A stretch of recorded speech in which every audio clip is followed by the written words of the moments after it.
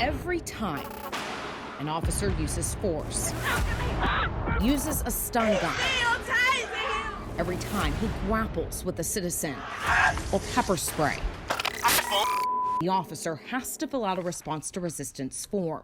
It details information like what kind of force was used, the officer's reasoning, and the people involved.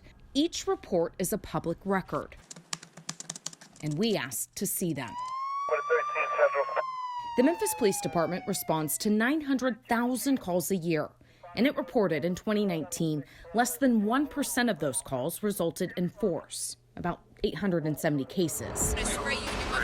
I'm gonna cut your wind off. Chill out, bro. To help the community better understand how your police department uses force and on whom, WREG submitted an open records request on January 15, 2020.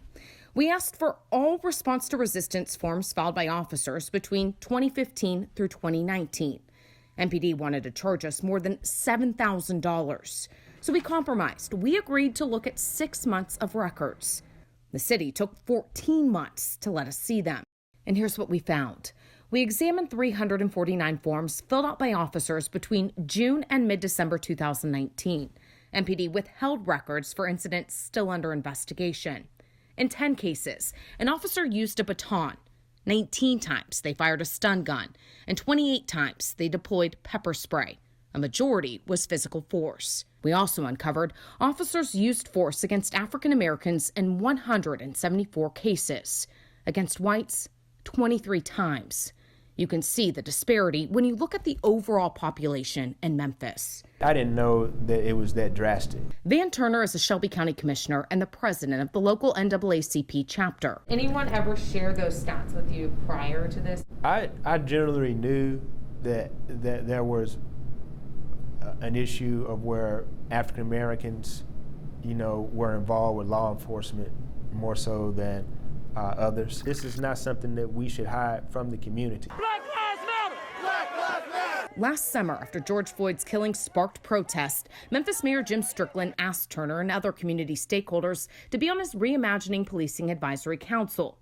The goal, to create a plan to improve police and community relations and enhance accountability. The Advisory Council spoke to dozens in the community and addressed excessive force. Can it be improved? Everything can be improved. The Advisory Council recently published what came from those community talks. It's 66 pages long. They say they'll use this to make recommendations for the mayor. Which I think is actually going to be really perfect timing with our new police chief. Strickland told us he's keeping the city's new police chief, Sarah Lynn Davis, up to date. Many of the concepts that I read were concepts that are important to police reform. Building on work, MPD says it's already started. Earlier this year, it released an online portal detailing excessive force cases where officers were found at fault. While it didn't publish any response to resistance forms, it does give a breakdown of forms submitted between 2016 and 2020. You can see there's no major gap in the demographics of officers involved, but there is a stark disparity amongst the people they use force against. Take a look. Officers say they used some kind of force against a total of 2,139 African American people, compared to just 294 white people. What is your reaction when you hear that data? My reaction is I'd have to know a whole lot more. Obviously, what you're looking for is are there any biases, explicit or implicit, going on with police work, and you obviously want to root those out. Strickland says they've added more training to help officers recognize their own prejudices and stereotypes. None of this is news to the black community. This is just the way things have always been. Dwayne Loynes is a Rhodes College assistant professor of urban studies and African studies.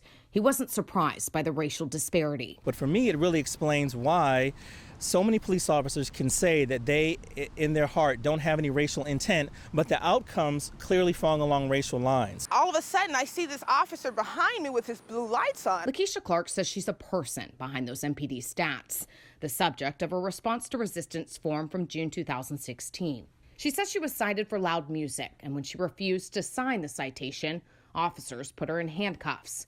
She admits she was afraid and resisted. They forced me to car. One was grabbing me by the back of my neck. I had bruises on my neck. MPD says the officer was justified in using force, but gave him a written reprimand for not filling out the response to resistance form by the end of his shift. There's a fear thing being there because, like we say, that goes on so much in our community that they don't care if you're innocent or guilty. They just feel like you're another person of color. One may say, is African-American community being over-policed? Of course, the counterpoint to that is, well, that's where we're getting the calls are. That's where we're getting the calls for crime. Turner says more audits must happen to analyze every part of the equation, including which officers use force and how often, patterns we couldn't collect from the few forms we inspected.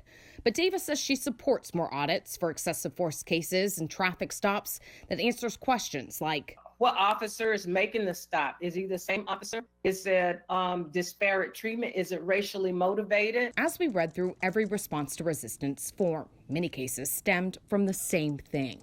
36 cases, the officer said the person was drunk or was on or had drugs. 40 cases stemmed from domestic incidents where the person they tried to detain was already worked up. 47 cases, officers say the person had mental health issues. Police officers, to be honest with you, are just not trained to handle all the things we give them. Loynes believes officers should have less responsibility for areas such as mental health, while others believe the problem is officers are underpaid and overworked as violent crime continues to rise in the city. However, most agree police reform is just one part of a complex solution. We need to refocus on education, we need to refocus on job opportunities, and we need to refocus on mental health issues. A comprehensive plan that gets better only when people understand their community. That's exactly why WREG fought for these forms that took more than a year to get. Jessica Gertler, WREG, News Channel 3. Vandalizing inside of the store. Sit. Oh, I did. It was captured on body camera footage in January 2019. Police arrested Drew Thomas for reportedly vandalizing the inside of a store on Airways that he was banned from. Thomas's family told WREG he has mental health issues with dozens of arrests and emergency commitments on his record. Good. Sit. That night, Officer William Skelton was called since he was trained to handle people with mental health issues. He put Thomas in his squad car. Kick my car again, I'm gonna foam you. You understand me? I will spray the you worthless piece of incestuous. Skelton carried out his threat. Skelton told Internal Affairs he sprayed pepper foam 4 times and then restrained Thomas's legs and shut the door. According to Internal Affairs documents, he didn't crack a window for 5 minutes and 55 seconds. Despite that being against MPD policy, citing officers must give fresh air and copious amounts of water to flush out the eyes. Former Police Director Michael Rawlings called the conduct unacceptable. This conduct of that nature will not be tolerated. Skelton resigned before his administrative hearing, and in November, a grand jury indicted him for official oppression. He was booked in December and quickly released on his own recognizances. We went to his home for his side of the story, but no one came to the door. Skelton's case was reviewed by a special team District Attorney Amy Wyrick created, which examines complaints against officers to see if there was any criminal wrongdoing. MPD never referred Skelton's case to the DA's office, but now that will change. A newly created MPD policy requires cases be turned over to the DA when internal investigators determine an officer used excessive force. But she got put out in the hotel. Memphis police were called to a possible assault on Swift Street. It was August 2017. You're looking at Officer David Sheffer's body camera footage that WREG recently obtained. Sheffer was posted on the street that day and was greeted by 91-year-old Otha Thurmond. What's going on, guys? Don't worry about it. To be clear, Thurmond asked why officers were in his neighborhood. What? Don't worry about it. Well, I'm asking you a question. I'm telling you an answer. Okay. Do you live here?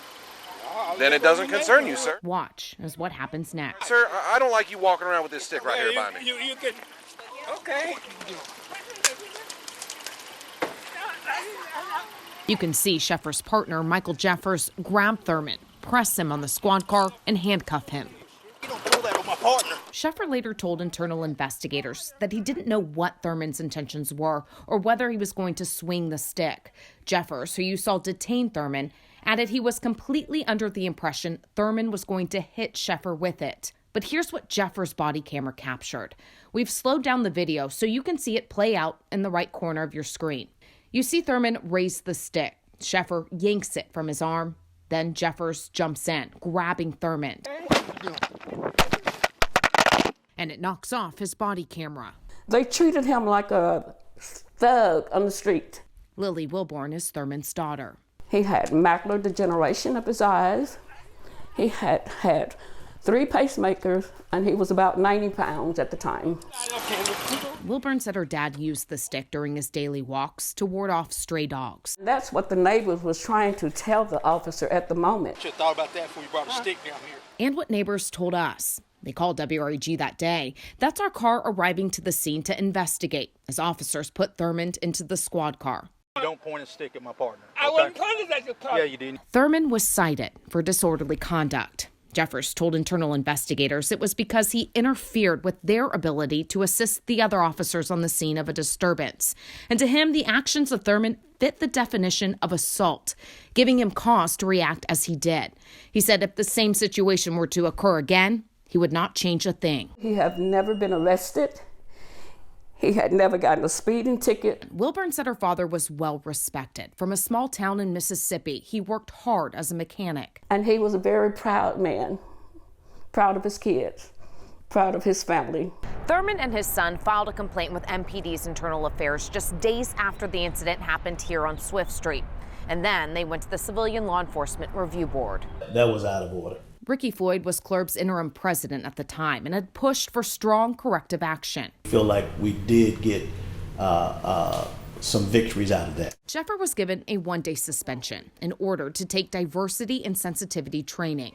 Jeffers was also ordered to take the training, given a 2-day suspension, and was reassigned to the MPD's Community Outreach Program, a unit dedicated to community policing and reducing juvenile violence. But we wanted to reorient that officer and show him and give him an opportunity to serve in a different capacity, and it has been so successful. Now former police director Michael Rawlings said Jeffers stayed in the unit. You know, when I saw that incident, I thought about if my grandfather had lived to be 90, 91 years old, would I want my grandfather to the interaction with Memphis police have gone the way it went? That's why it's so important for our police officers to get out and be among the people in the neighborhood. Wilburn and family friend and former officer Ulysses Tony told us, had the officers known the neighborhood, things may have gone differently. You can do a whole lot better in trying to keep order in the city if you understand the city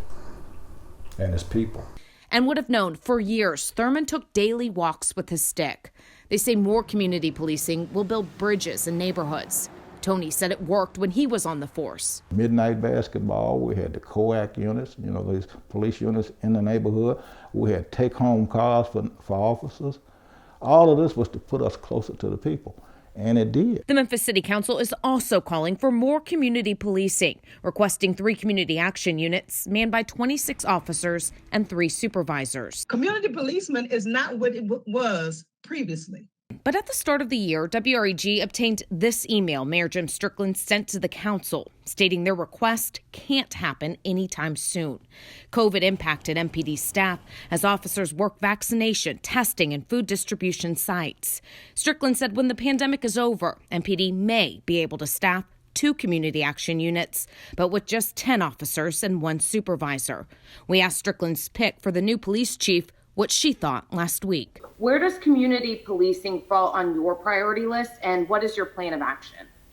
Well, community policing for me is a main priority. And in the Durham Police Department, we have created performance indicators, community policing performance indicators in each officer's performance evaluation. Wilborn said her father was destroyed after that day. Oh, I'm sorry. You got that? She says Rawlings reached out to her father, and they formed a close relationship until he died in 2019. I think about him all the time. Rawlings even spoke at Thurmond's funeral. I got to give it to him. He was there for my father. Wilburn asks, what if everyone had a relationship like that with an officer? Jessica Gertler, WREG News Channel 3. It's color-coded. It's got arrows about. The city of Memphis showed us how to use it. The online dashboard includes information like excessive force and body camera allegations, a breakdown of the demographics of officers and people involved, how many times an officer fired a gun, and details of the few cases where an officer got in trouble for excessive or unnecessary force. Police Director Michael Rawlings. So we looked at some data portals all over the United States, and this is by far one of the best. We wanted to make it easy to use. See, the way it's worked, when a complaint is filed, MPD investigates it internally and determines whether the officer was in the wrong. The case is then filed away, and unless you file an open records request, you may never know about it. The price tag attached to that request can be pricey because MPD may have to dig through files to find the paperwork and then redact information based on law. We have to do a better job. That's why Councilman J.B. Smiley drafted a resolution this summer to put pressure on the mayor's administration and MPD to create a portal. If we truly want to get to the position where there's true trust between the community and the individuals sworn to protect the community and serve the community, we have to make ourselves as transparent as possible. Smiley says this portal is a step in the right direction and will be asking the public what needs to be added. City officials told us they will be updating it quarterly. I expect, like with anything, as we move forward in the future, there will be additional changes implemented at some point. WREG has been working with the Daily Memphian and the University of Memphis Institute of Public Service Reporting to uncover incidents of excessive force and help find solutions. One of those cases we uncovered shows a man stunned repeatedly while on the ground with his hands cuffed behind his back. It happened in 2016, but we didn't find out about it until last fall. Because internal investigators found the officer in the wrong, it's now one of the cases uploaded on the new portal. WREG also learned that incident was never turned over to the district attorney's office to determine if there was any criminal wrongdoing. But in the future, cases like it will. MPD also released a new policy today stating any internal case of excessive or unnecessary force that resulted in discipline or corrective action will be sent to the district attorney's office for review. Before today, it was left up to the DA to ask for those cases or the department to make that call. So we have a easy to follow policy that gets us to the place we should be where we're being looked at externally by the DA. We hope that sharing this information will build trust and confidence. Jessica Gartler, WREG, News Channel 3.